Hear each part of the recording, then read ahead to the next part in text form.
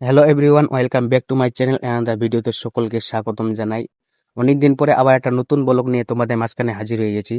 So আমার ভিডিওগুলো ভালো লেগে থাকলে অবশ্যই চ্যানেলটিকে সাবস্ক্রাইব করে রাখবেন এবং ভিডিওটিতে একটি লাইক দিয়ে থাকবেন। তো আজকের মাঠটা আমাদের অনেকটাই ধান পোকা ধরেছে অনেক জনার।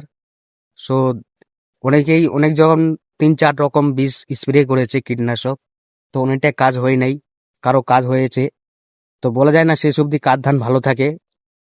তো তোমাদের ওইদিকে কেমন ধানগুলো আছে অবশ্যই কমেন্ট জানাবেন, এবং সমস্ত চাষি ভাইদের যে পরিশ্রম করে যেই টাকা ধানে লাগিয়েছে সেই টাকা বাড়ি অবধি যেতে পারবে কিনা, সেটাই খুব আশঙ্কায় আমাদের এদিকে এলাকায়। সমস্ত এলাকায় একই কথা শুনছি, যে পোকা ধরেছে এবং ধান গোড়া থেকে শীষ অবধি সব চুষে খেয়ে নিচ্ছে। সো তোমাদের ওইদিকে কেমন আছে অবশ্যই কমেন্টে একটু জানাবেন।